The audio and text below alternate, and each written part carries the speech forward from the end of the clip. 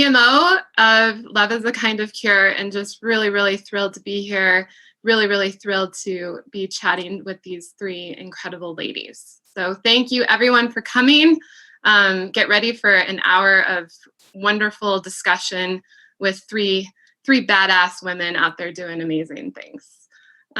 Well, to get started, I would like to first, talk a little bit about the goals. So the goal of this, talk this wonderful day is to talk a little bit about female leaders in business who are out there, fighting for social justice, fighting for racial equity and racial equality. And today I'm really proud to announce that we have Miss Rebecca Minkoff, incredible fashion designer. Every woman in this country probably has at least one of her bags. I know I have multiple.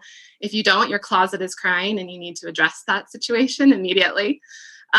We have Leslie Stevens, who is VP of Content at Cupcakes and Cashmere.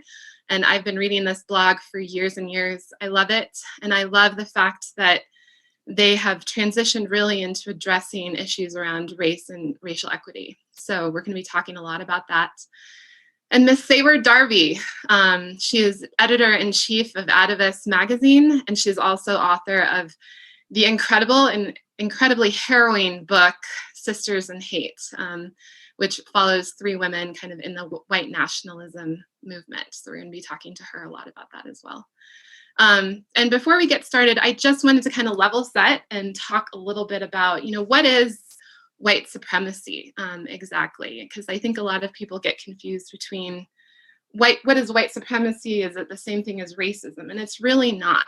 It's kind of the air we breathe. It's the institutions that we live in, that we interact with. And Seyward shared a wonderful definition that I put in the chat for all of us, to read and to reflect on as we move forward. But I'm just going to read it really quickly because I think it does a good job of consolidating what we're really talking about. So white supremacy is a political, economic, and cultural system in which whites overwhelmingly control power and material resources.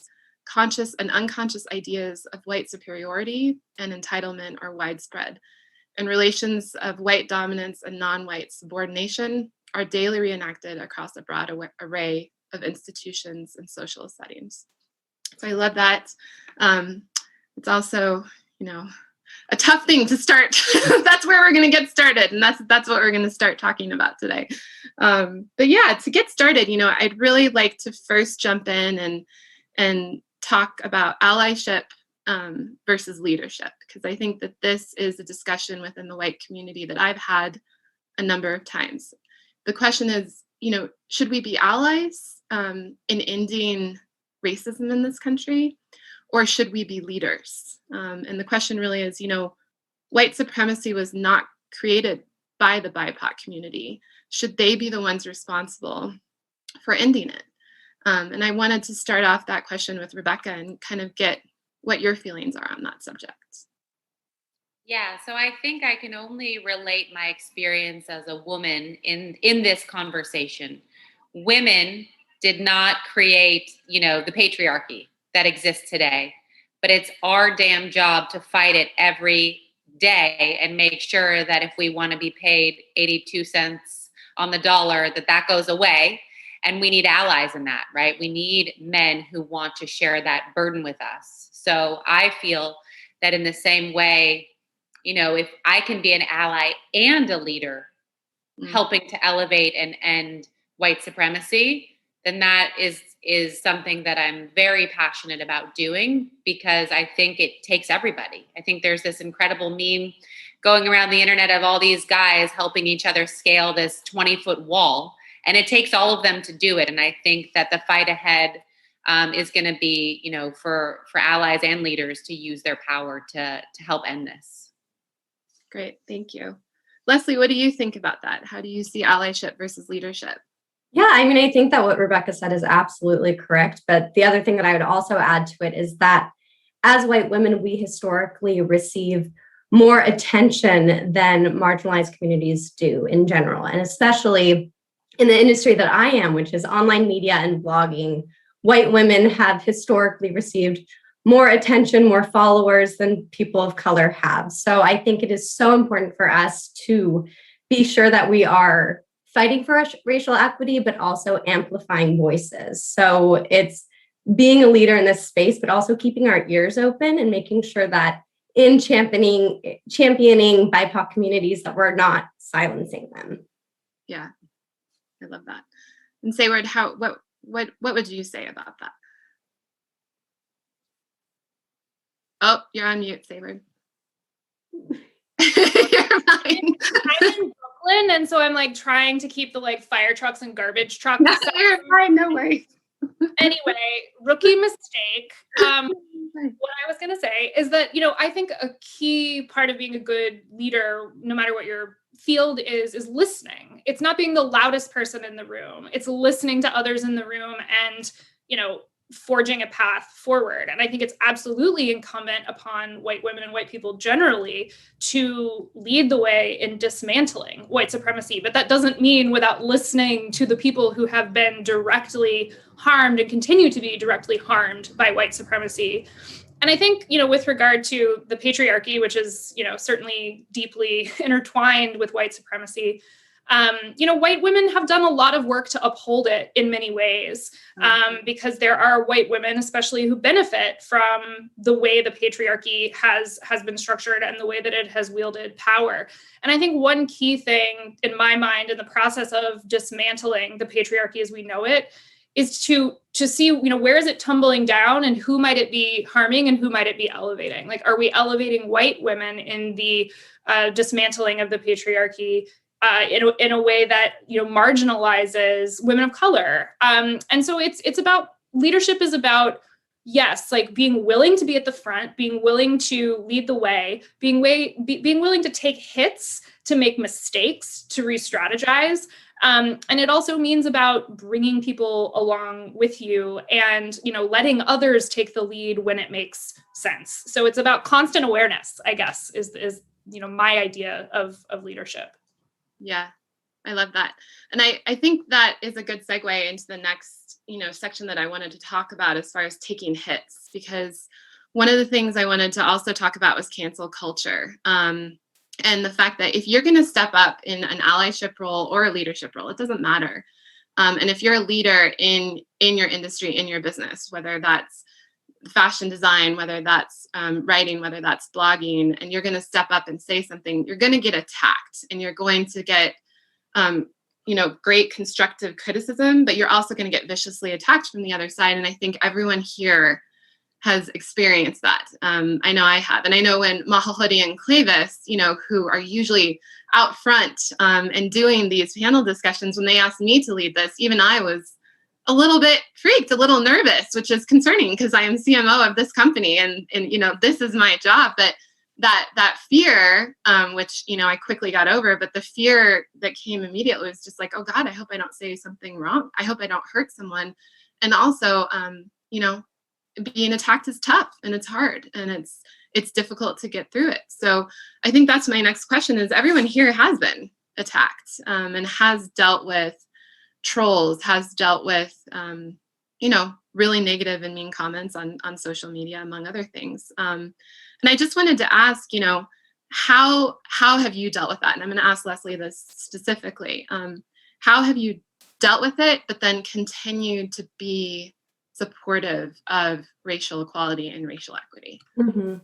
Yeah, I think, Courtney, one of the things that you said that is so key is separating attacks from people who are keeping us accountable, because those are two entirely different things. There are people who are trolls who are waiting for us to mess up and are looking for things to pull apart to say, she fell on her face and I'm going to celebrate that. But then there are also the people who are providing criticism and who are keeping us accountable. And those are the people who we really need to listen to. And I write publicly for a blog and I'm often on social media and I mess up all the time. And I rely on people to tell me when I mess up and to give me that feedback. I can literally think of an example from last week where I, wrote a recipe post.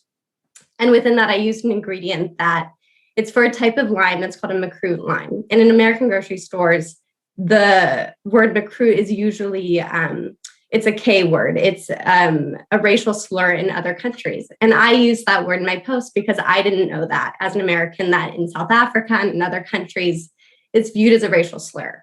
So what I could have then done when people called me into that is I could have just erased that from the blog post, republished it, said, this never happened. But I think that it's so important, at least from my perspective, to acknowledge when you have messed up and acknowledge what you're learning from it so that other people don't make that mistake and can learn from you.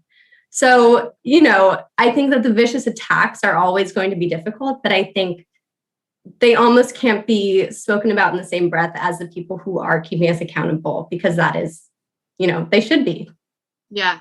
And I just to follow up with you, Leslie, a little bit, it's what have you done? Like, what are the things that you've done in your life that have allowed you to like take that criticism in constructively and address it, but also to kind of shield yourself from the more painful, vicious attacks that are coming not from a place of love, that are coming just to be cruel? So I'm just curious, because I know there are a lot of women on this call, especially white ladies, who are maybe hesitant to step into leadership roles like this and to write the stories, to write the books, to get on calls like this, because they're like, I can't risk, you know, being attacked or losing my livelihood because I've done something wrong. Yeah, I mean, I think that it's twofold. It's knowing that you're going to mess up and having the self-awareness to be able to admit when you mess up. And the other part of it, I mean, the part about vicious attacks and trolls, I've been in my position for 5 years and I still get hurt by trolls. That is something that it comes from years, except what I have gotten better at is knowing that their attacks are not as important as the people who are holding me accountable, and just to put those on different pedestals. Those are completely on different levels. So, you know, when I get attacked by a troll or somebody says something really mean about me that I know has nothing to do with me and everything to do with them, I mean, that's the first step in just knowing that and acknowledging that. It's strange because it still hurts, but just being able to take it, to acknowledge, okay, this is probably coming from a space where they're upset, they're having frustrations.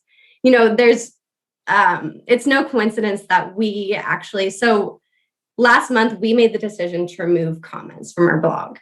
And a huge part of that discussion, we kept talking about, okay, we want to keep comments because we want the accountability that's there. We love the discussions, the conversations that are happening, but we realized that blog comments in general just attract a certain type of person that was often attracting more of like a vitriolic crowd. And that was the crowd who was waiting for us mess up, was saying, ha, got you, I'm going to pile on here. So what we ended up doing is creating a feedback form where we can still receive that information and we're seeing it, but then it's not that sort of like dogpiling of negativity. Yeah. And that was a really interesting decision that we made, because I think that we want to be held accountable and we want to be held accountable publicly. So removing comments almost seemed in direct opposition to that. But for us, it was not removing the piece of accountability, but removing the piece of the vitriol and the attacks. Yeah. Yeah. Which are, you know, completely different spaces to be coming from. And I love that. I mean, I love, someone said there's a meme going around, you know, recently that it's like, everyone should be about accountability. I mean, we need to be about accountability, but destroying someone's life for messing up, we've all messed up, you know, like that is ridiculous, you know? And I think there's a huge difference between the two. And I think that form is a great example of like, let's maybe weed out the vitriol here and get to the good stuff.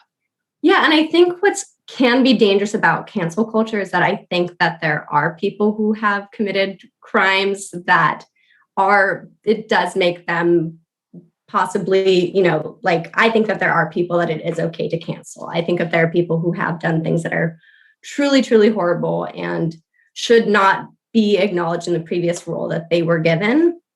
But I think that the problem with that comes when we conflate people where, you know, we put everybody's crimes at the exact same level, that everybody is getting canceled for something that is a small mistake that they have acknowledged and they have apologized for and that they are learning from, as someone who has made a mistake and then has become defensive and is not apologizing for it and is not learning from it. And I think the error with cancel culture comes when we treat those people as the same. Yeah, I completely agree. Agree.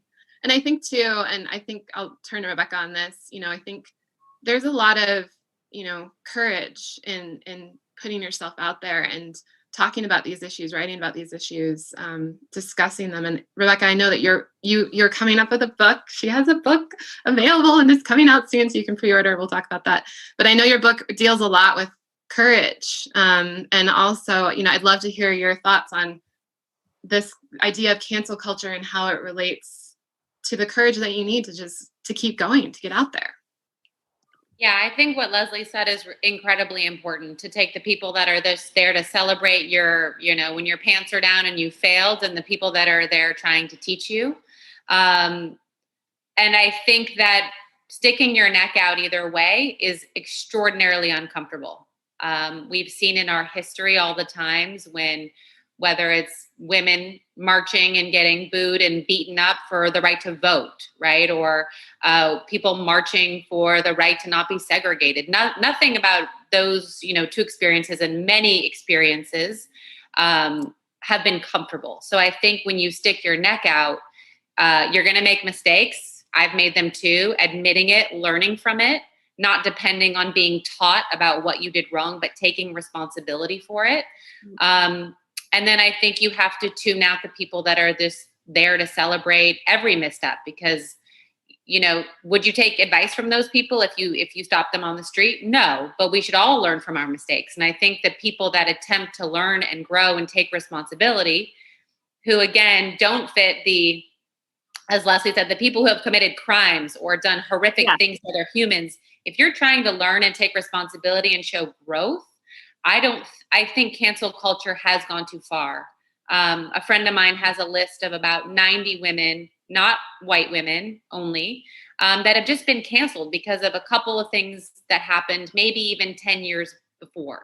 But they're all women that were trying, and maybe they made a mistake. So how can we actually, as women, say, let's support each other? Let's learn, change, and act, but that you get to keep being part of the solution, rather than you get to go in a corner and you never get to come out again. So I would love to see that shift change, and people truly separate, as what Leslie said, about the people that are the trolls and the people that are trying to help teach us when we fail.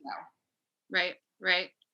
I completely agree. And Seyward, in your book, one of the things that I found really interesting, and this directly relates to what Rebecca is saying, is that a lot of these women, didn't start out as radicals. They kind of evolved into that. They at some point were radicalized. And part of me wonders if cancel culture isn't somewhat contributing to that. As far as, are people just being canceled and destroyed, and they feel like they need to go somewhere where they're kind of getting acceptance, getting that love. And I'm not in any way excusing the white nationalist movement or people joining it, but I guess I'm just curious of what your thoughts are on that subject. Yeah, well, I mean, maybe I'm the outlier here. Like, I personally think like the cancel culture conversation has gotten really overblown. And I think that one thing it's important to take a step back and think about is, what does cancellation really mean, right? Like, does it mean you're suddenly, I don't know, unable to go out on the street without like your life being threatened? Does it mean that, you, I don't know, lose a job, but that you still have, your wealth and your home and your family? And just thinking about, what is cancellation? All cancellation, quote unquote, is not created equal, I guess is what I'm saying. And so, one of the big issues with the conversation around cancel culture is some of the people who are the loudest about, I've been canceled, cancel culture is so bad. It's like, well, you still have a microphone. So I don't really know how canceled you can possibly be. So I guess I just think that we need to, in the same way that, all critics are not created equal, and there are some valid criticisms and people who are trying to hold you accountable, and then people who are just being nasty for the sake of being nasty. I think too, there needs to be, an evaluation of each specific circumstance and the factors, that led to it. And then, what what are really the outcomes and consequences, and are they fair? And so that's kind of an aside. I think what you're referring to in my book is that some of these women felt like they weren't getting what they wanted out of contemporary feminism, out of the communities in which they were. They said something, did something, and got a lot of criticism for it. And we're like, well, I can't say or do anything. And they then sort of start moving down this more radical path toward embracing, this kind of constructed idea of their white identity. And I think, again, though, what happens there and what's interesting there is that they feel so harmed by whatever that criticism was. And it's like, maybe it's the first time they really felt that criticism. But then there are these more radical voices saying that criticism is like a direct stab at you as a person for everything you stand for. And if you come over here, we're not going to do that. We're not going to judge you. And so I think it really is, it's about resilience too, right? And that a lot of white women especially have not been like asked to kind of build up resilience of criticism, of setbacks, in the same way that women of, like in the BIPOC community have, or women in the queer community have. And so it's also in those. Here comes a siren. I'm so sorry, Brooklyn. No, you're fine. No, you're fine. I tell my colleagues it constantly sounds like I'm in a state of emergency, which I'm not. But I think really like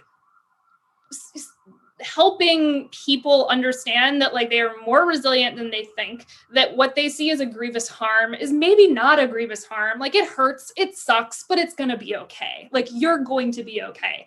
And I think to kind of tie this all together, one of the things I kept thinking about when the other two panelists were giving their excellent comments is it's so important to have a community of people around you to have conversations about, and I do this as a journalist, for instance, before we publish a story, we fact check it. We have several people read it. We have a conversation about things. That doesn't mean we don't make mistakes, but at least we're trying to get out ahead of, possible problems. But then I get criticism all the time and I do things that are wrong. I publish things that are inaccurate. It happens. And I have a community of people I trust around me, most of them women, frankly, who I can bounce these things off of and say, what would you have done in this situation? What should I do now? Like, am I taking, this in the wrong way? Am I taking, and just like having a community of people and a diverse community of people that you trust around you to, in those moments, kind of have these conversations and weigh these ideas, that helps you build resilience, but it also helps you build like a knowledge base for how to handle different situations. And so, this is so much of, and we've all been isolated for a year now, and we feel so individualized, and so much of capitalism as we know it is about the individual, but like thinking of ourselves as part of communities to which we are accountable, but also communities that can help us, really sharpen our beliefs and sharpen the way we are in the world. Like I think that is so critical. Like do not go at this type of leadership or allyship alone. Right. I love that. I think that's so critically important, because I think if I look at my life and I look at even just the role that Mahahodi as my best friend for the last, well, we won't say the total amount, but definitely at least a decade, the role that the conversations that I've had with her, has had in my life. And again, it's not her job to teach me, but these are just conversations that have come up, and they came up because our friendship started when we were co-teaching a social enterprise organization called Be the Change, but we were traveling around the world, and I was with her, weeks on end, and seeing the way she was treated versus the way that I was treated, and seeing that every single day, every single airport, every single person we were interacting with in a new culture, seeing that over and over. And that just really helped to educate me and has continued to educate me. And I think what you're saying is the same thing, of having a group of people around you who are different than you and who have different perspectives than you and have different life experiences than you. And having that group of people around you to kind of help you as you move forward, I think is really, really important, especially for white women, and especially for white women who are in this fight, who want to be in this fight, and who are making moves, in that direction. Our last question, is, and also I wanted to let all the attendees know, if you guys have a few questions that you would like to ask, please put them in the chat. And if we have time, we'll try to get to them at the end if we have a few minutes. But My last question kind of, is a continuation, Seyward, of what you and I were just chatting about as far as radicalization, because one of the things in your book that I was really struck by was, you follow these three women who don't start off as, white nationalists. One of them is a feminist, and by the end, she's writing about how the 19th Amendment should be revoked. And I'm just curious, in your experience and the time that you spent with these women, where and why do you feel that they became radicalized? And what do you think we can do to prevent that from happening to more people? Yes. I wish I had big question. I wish I had all of the solutions. Spoiler alert, I do not. If I did, I don't know. I would be just like running around the streets screaming the solution. Which would be weird, but whatever. I think that, the thing about the contemporary white nationalist movement, and I should say, the way I define white nationalism is that they have made their mission upholding white supremacy. That definition by Frances Lee Ansley that you read at the beginning, which I love, white supremacy exists. It is, like you said, the air we breathe. It is the water underneath, everything, nourishing the United States as we know it.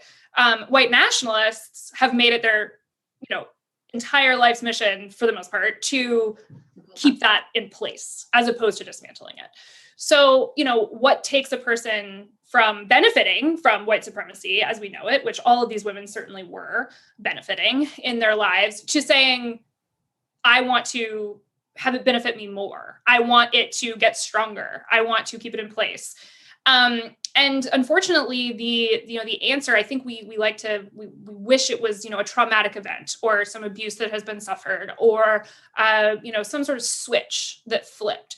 But very often it's an accruing of factors over time of people feeling disenchanted, feeling unmoored, feeling like they don't have a community, and feeling they don't have a purpose or a narrative to explain their place in the world.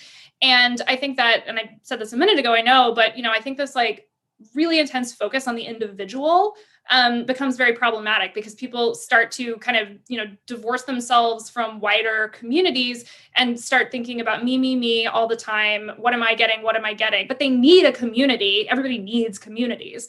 And in this case, in all three cases, I should say, and this is increasingly, the way it's been over the last 25 years, they're radicalized online because they find communities online.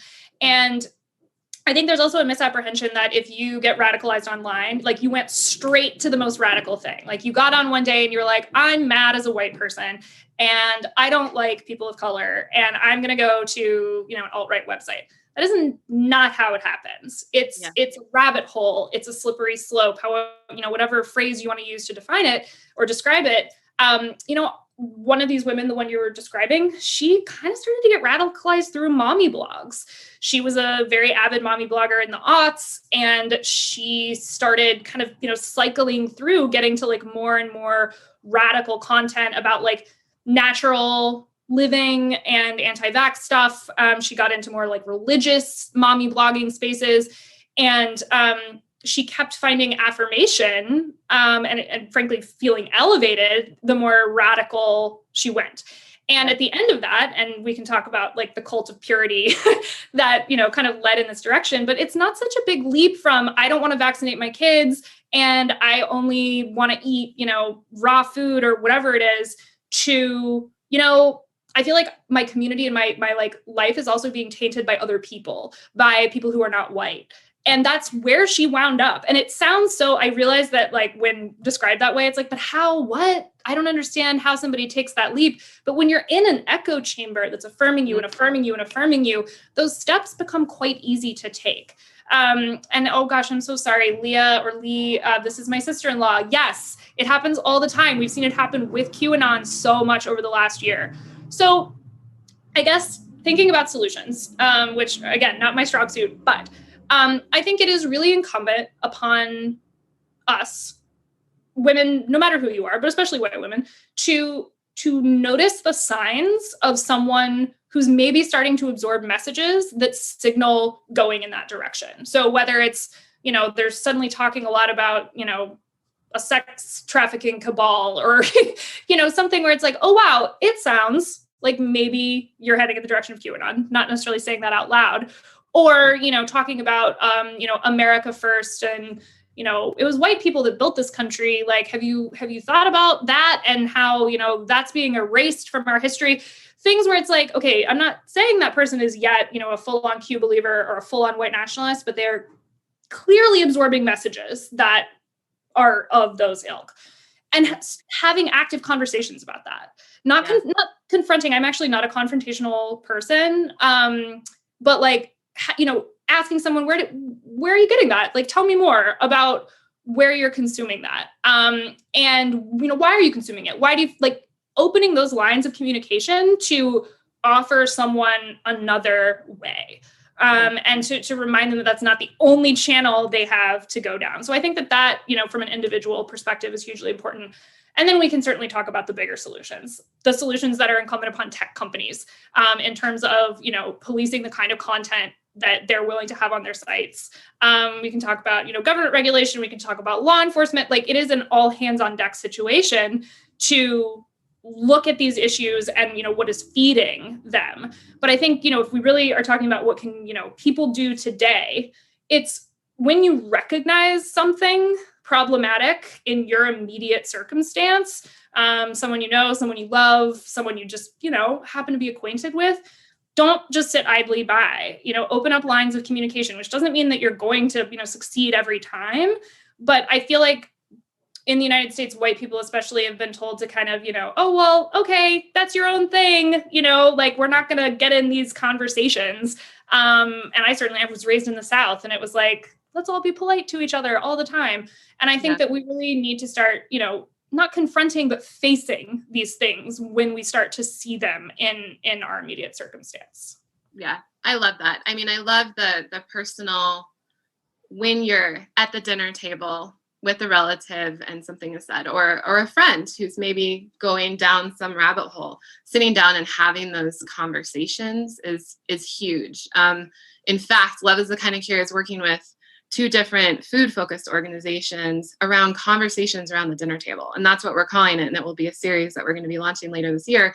But it's about when those conversations come up, when those things are said, how are you going to address it? And I think knowing how to address it, but also recognizing it. Because I don't know how many times I've been in a situation where someone says something and you're like, you're so shocked by it, you don't respond immediately. And then 10 minutes later, you're like, why did I not say that?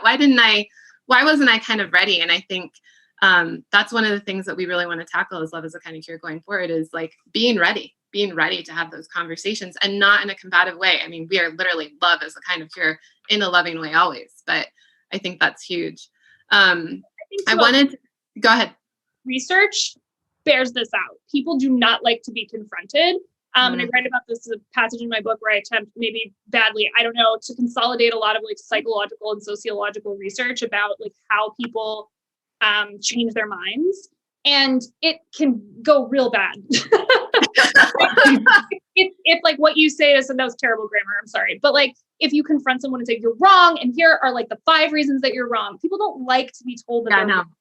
And so, that's just a flaw in like human psychology. And so, yes, like facing from the standpoint of, open communication, from, just wanting to understand, wanting to listen, like that is actually a more effective way of talking to people who have views or are starting to have views that are antithetical to yours. Yeah, I love that. I also think what Seyward said is so interesting, just about the idea of worrying about being polite, because I think it can't be overstated how strong that urge is to be. And, I was thinking about this the other day. My husband and I recently moved to a new city, so we're making a lot of new friends. And we met someone a few weeks ago who we went on a distanced walk with, and he said something kind of racist. And at the time, because I was like, this is a new friend, I spend all day calling myself in, calling other people in, using my platform to be extremely vocal. And in that moment, I didn't say anything. And immediately, as soon as my husband and I got in the car, I just said, oh my God, did you hear that thing that he said? That made me really uncomfortable. And then I, immediately went to this place of like, why didn't I say anything? And I think that it just happens where you're just thinking like, oh, they're a new person. Like I would have called in a friend. But what I ended up doing is the next time that I spend time with them, I just led with that. I just said, hey, I just wanted to address something that came up for me the last time that we spent time together, at risk of, and that's the other thing. It's like, oh, am I okay with him being racist to save our friendship? Because that's also not the kind of friendship I want. But it's just so interesting how difficult it can be to challenge that innate desire to be polite. Yeah. And to say like, oh, that he would be hurt if I said something right now and he might be embarrassed. Yeah. But also it's probably worth embarrassing him and risking that friendship and remembering that, even though it's not easy. Yeah. I want to say, can I say two things really quickly? Yes, you can. Or am I like interrupting the flow? No, you're fine. No, you're good. So, I also want to just take a class with Seyward. Can we just speak all day? Oh no. Oh man. Oh, you get bored quickly, I fear. But I think one thing that you flagged there that's really important is how you kind of put it in the perspective of like, this is how it made me feel. It made me uncomfortable, as opposed to you're racist. That was racist. Again, like, yes, it was absolutely right. And I'm not saying that that's like a response that is wrong, but it doesn't work necessarily. People who work on de-radicalization with white nationalists say this, that if you say, this is what my boundary is, like that language made me uncomfortable, here's why, like that is a more like constructive way of approaching those situations. So, calling it out, but not calling it out in, necessarily, a aggressive way, or a you're wrong way. But I also, this ties into something, sorry, I'm going to go up in the chat. I think Sophia said this. It can be so hard to engage calmly. I know it's hard for me to not immediately go into rage mode. Hear that. Yes, rage mode. I recommend having a place where you can rage, just not directly to the person, whether it's into like the voice memos in your phone or to your poor husband who has heard me rant a lot about white nationalists over the last 4 years. But the other thing I will say is that there's no, especially for people of color, people, in the BIPOC community, people who have been victimized by these ideas. If you feel rage and if you feel, I cannot, like, I just literally cannot, don't, right? Like, this is where I think like it is incumbent upon white women, especially, to say, okay, like I'm going to take the lead here and call something what it is and attempt to have a constructive conversation. Like that is fine, and I think that that's a really important thing to constantly remember is like people have different limits, people have different experiences, and go rage, definitely. But also, especially if you've been victimized by the way these people think, it's not incumbent upon you to be polite back to them. It's incumbent upon those of us who are not victimized in the same way by them. So. Yeah, I really like what Leslie pointed out as far as the politeness, that it's kind of been, I think it's been more bred into us than our male counterparts. And that politeness it's our Achilles heel in a lot of cases. I know it is in mine. It's happened over and over where I'm like, I should have stepped up. I should have said that thing, but I didn't want to hurt their feelings. And I think we're all just kind of at this point in human history, I hope, God willing, where we gotta get rid of the politeness, barrier and block that we have as women. It needs to stop because we have to stand up. But it's difficult. I wanted to ask Rebecca. Yeah. And Rebecca, do you want to like fill in? Because I wanted to ask you about, for me, we're talking about like day-to-day interactions, conversations that are really important, or those relationships that you have day-to-day. But I want to talk a little bit about like the way that you and everyone on this call is using their platform to empower women and to fight this fight. Because I know that you are like your podcast, your models, the book you have coming out, joining this call. Every time Love is the Kind of Cure emails you, you're like, yeah, let's do it. I mean, you are just like a staunch supporter of the cause, and you are using your huge platform for so much good. So my question to you, not to cut you off, is, what are the different things that you're doing within your platform and that other people can do who have a platform to kind of highlight diverse voices. Yes, I'll answer that in a second. I want to Okay. jump off something Seyward said that I think is really critical. People hate being wrong. And so when you go in attack mode, they're just going to hold on to their rightness, what they think is right, even harder. And so I've learned that what I'm sharing applies to uncomfortable conversations or arguments with a spouse. Just because you acknowledge what someone said doesn't mean you agree with them. It means you heard what they said. And I think it's a big difference because sometimes people don't want to acknowledge wrongness because they think that then they're going to be wrong. And you get into this but simply saying, I heard you or got what you said. And then you look for the rightness in that person. You say, you seem, I don't know who Leslie's friend is, but you seem like a loving man who cares about their spouse. And when you validate the one rightness in that person, they'll back off from holding on till they're like, oh, I'm going to hold on to my racist views forever. If you can find one good thing, validate that, and just know that when you're acknowledging someone, it doesn't mean you agree. It just means you heard them. And sometimes that's all someone needs is just, oh, you heard me. And then they get off their platform of, I'm going to hold on until I die. And that's helped me in business. It's helped me in uncomfortable conversations. And so I think it's just something that anyone can use to just make those conversations, again, less I'm going to attack you and you're wrong versus right. And I just wanted to piggyback, but I want to hear Rebecca's part too to her response. So I'm waiting, but also responding with questions that, it's almost like Inception, but instead of saying that's racist, this is why that's racist, I'm going to give you a bullet point, TED talk of why. Just saying, almost pointing out that rightness in them and saying, you seem like a really wonderful person. Why would you say that? Or where is this coming from? Or what would make you think this about this group of people? And just posing that question to them can be a softer way to encourage them to have self-reflection, because the goal is not to be the person who is right. The goal is to help teach and to help actually create change in that person. And I've found that asking questions, or what Rebecca said, even acknowledging them, can be more useful. Just remembering that the goal of the conversation is not for them to say, oh, I see the light, you're correct. It's not to win, it's to teach. Yeah. All right. So to answer, I guess, all of your questions, I think I don't know whether it was my childhood or how my parents raised me, inclusivity wasn't something that was a brand strategy. It wasn't like, oh, it's May, what's our brand strategy to, lift people up? And so I think for me, it was always about, it's a much richer life if there's diversity at the table, right? It's a wealth of viewpoints and dimension that you're never going to get. Look at monoculture. It's killing the farming of America, right? It's killing our environment. You see farms thrive when it's like all the different plants and animals. And I know that's a dumb example, but I know as a founder, as an entrepreneur, that it's just better when you have this diversity of thought and viewpoints. So this isn't something we had to back into as a company.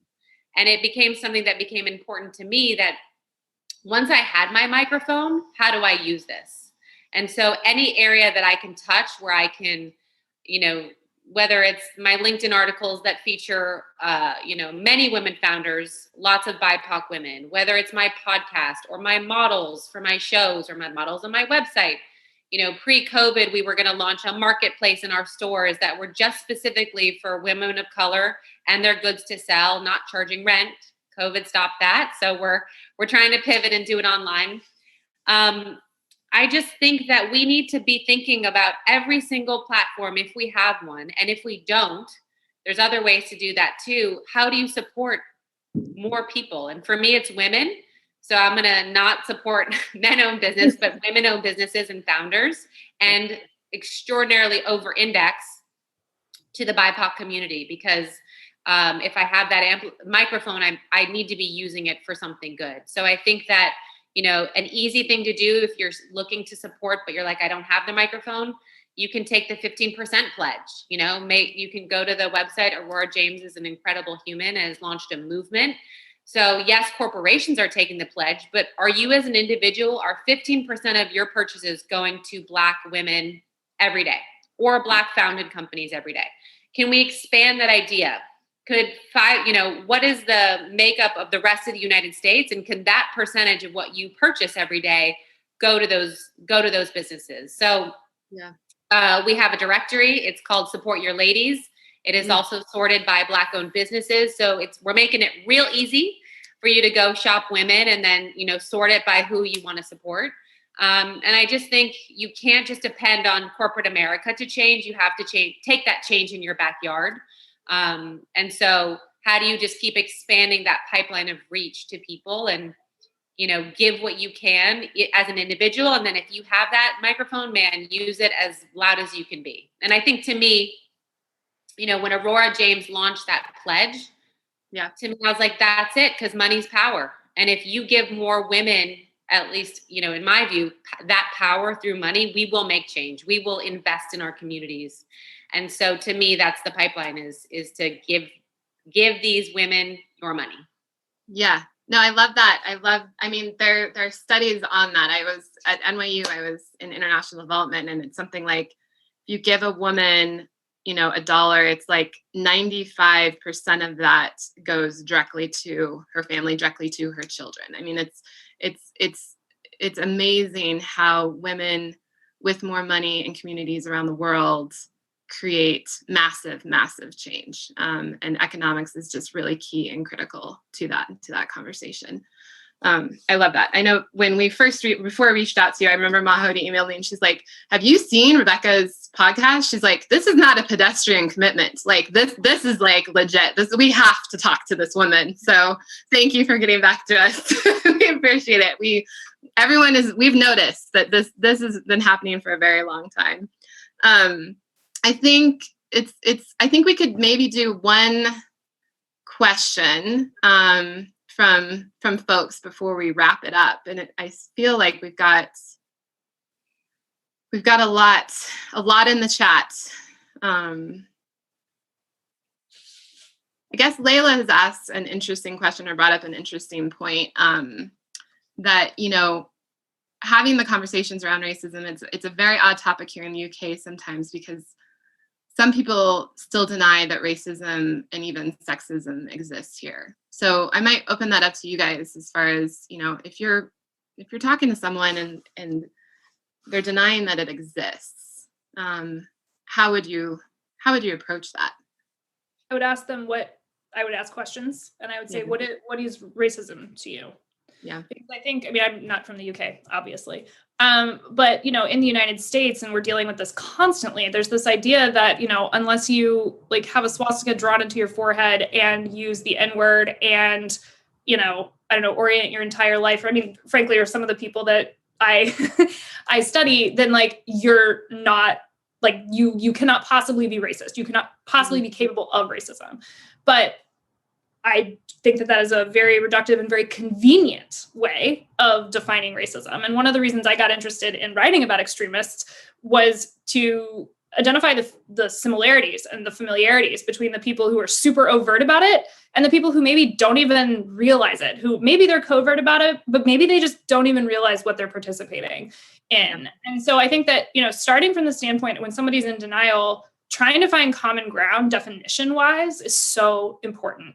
Because if they come from the standpoint of it's, somebody who says the N-word, that's it.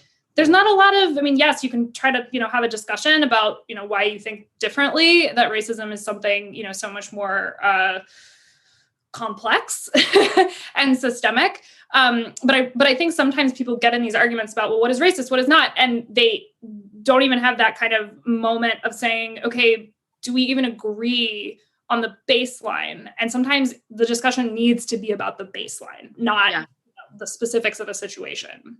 Yeah. I love that.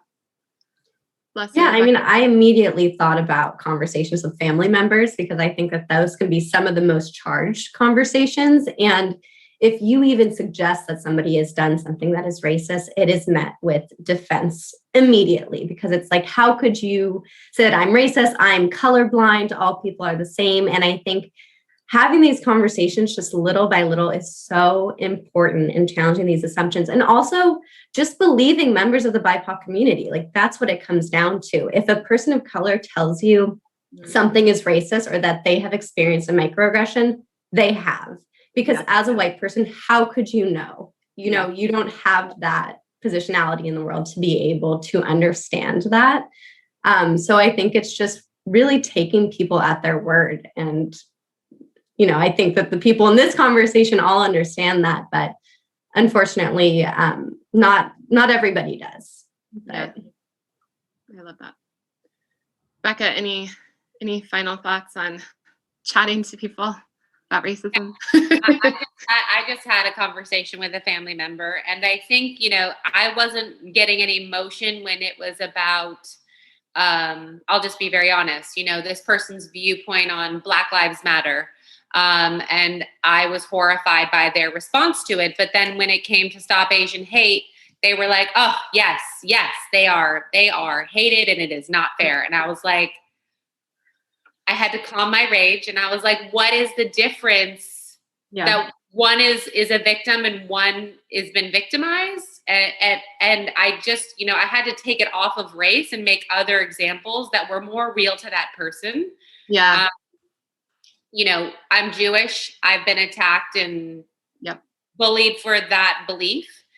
You know, specifically during my teenage years when we came to an area that had no Jews and I was the only one, and it was awful. And so when I took it back to something that that person could identify with and see similarities, then I got their agreement. So I backed off of the like big, shining, obvious, like, I can't believe you think this, but I took it down to being, you know, ostracized as a Jew. And I got that agreement. I was like, could you see how these two other groups of people could feel like this? And I was able to get somewhere. So I think, again, maybe take it off the chart, you know, take the hot pan off the fire and see where there's another similarity in that person's life that you can get some agreement on, of maybe a time they've experienced something, and could that mirror even a tiny bit what someone else might be going through. Yeah, I love that. I think that's brilliant. And it's true. Everyone has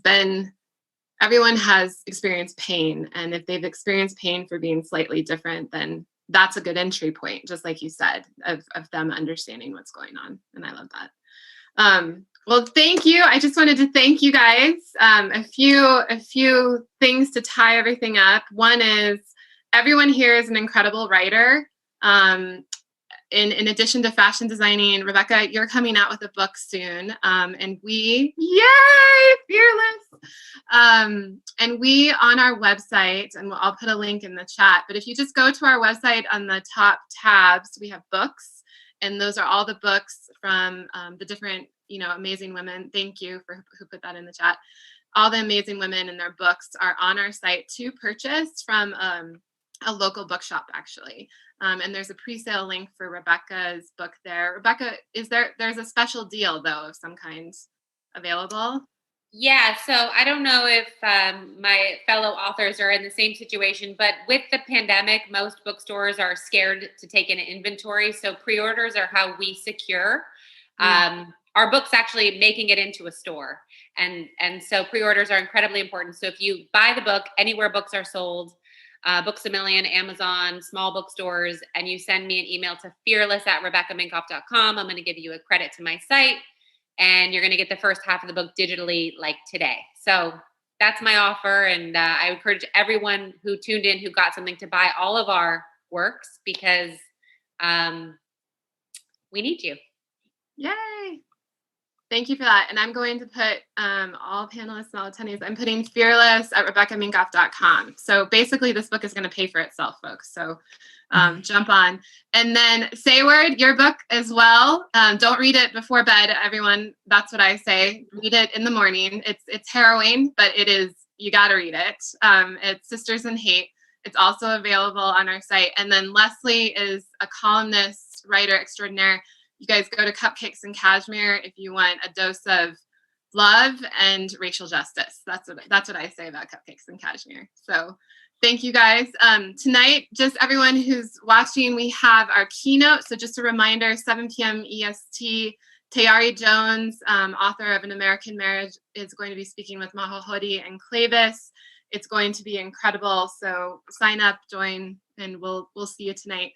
And big, big, big thank you to you three incredible, incredible women. Thank you so much for coming. Thank you for talking. I've been looking forward to this for months.